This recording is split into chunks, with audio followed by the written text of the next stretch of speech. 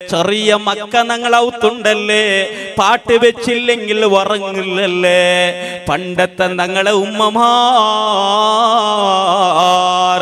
നാണ് ചെറിയിക്കുമ്പോ നണ്ടൊര അജ്ജിന്ത് സുബ്ഹാനല്ലാ, ചെറിയ 8 ഒലിമ്പോ വയസ്സിലെ സമയത്ത് നന്റെ അജ്ജിലൗത്തുകുനാണ് ജാവ് പോയിട്ട് കിടക്കുകുനാണ് പോയോണ്ടിന്നെ.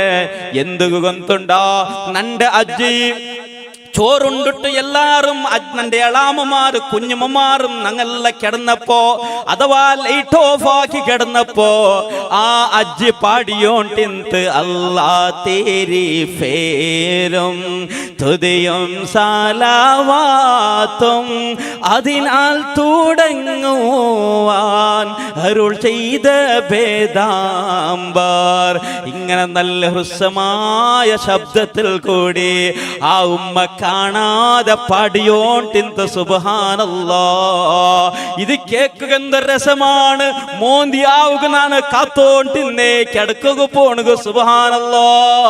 ഉമ്മമാരെ ചെറിയ മക്കൾക്ക് പണ്ടൊക്കെ പാടിയിടുന്ന പാട്ട് ഹസ്ബി റബ്ബി ജല്ലല്ലാ മാ ഫീ ഖൽബി ഗൈറുല്ലാ നൂർ മുഹമ്മദ് സല്ലല്ലാഹ് ഹഖ് ലാ ഇലാഹ ഇല്ലല്ലാഹ് ചൊല്ല ഹസ്ബി റബ്ബി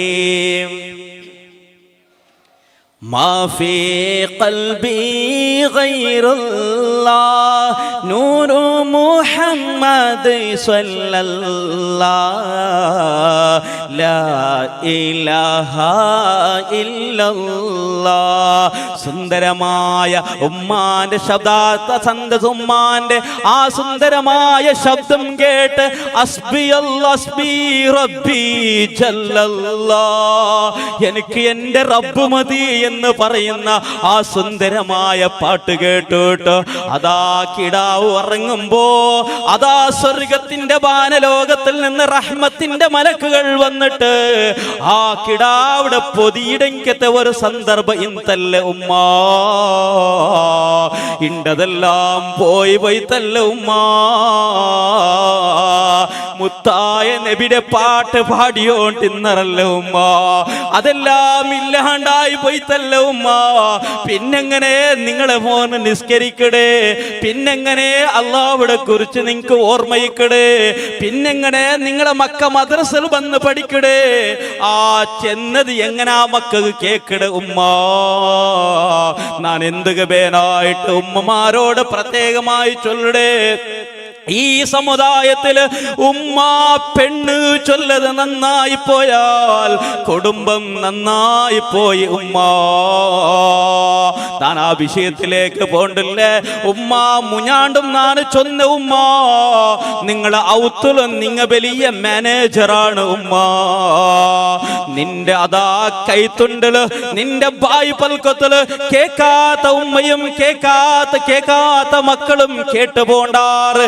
ബാപ്പടെ ചിലപ്പോ പൽക്ക കേട്ടില്ലെങ്കിലും ഉമ്മാടെ പൽക്ക മക്ക സാധാരണ കേക്കിടാറ് ഉമ്മ. അതുകൊണ്ട് ദീനീ ബോധം പഠിപ്പാട്ടി കൊടുക്കുറോ.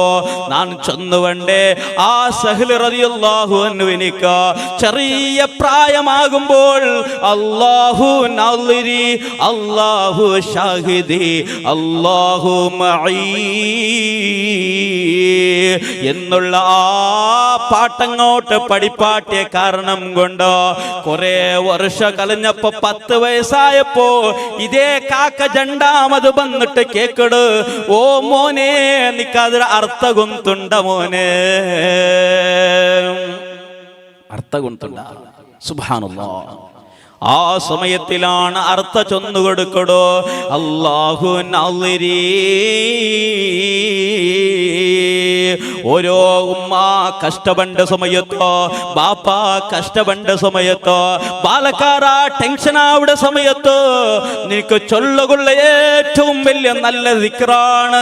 നന്നാവുക മനസ്സുണ്ടെങ്കിൽ ചൊന്നോളറു അല്ലാഹു നാളിരി, നന്റെ അല്ലാഹു നോക്കിയോണ്ടിക്കടാ, അല്ലാഹു നന്റെ നോക്കിയോണ്ടുള്ള ഞാൻ എന്ത് പ്രവർത്തനാക്കുമ്പോ നന്റെ അല്ലാഹു നോക്കിയോണ്ടുള്ള അല്ലാഹു ഷാഹിദീ,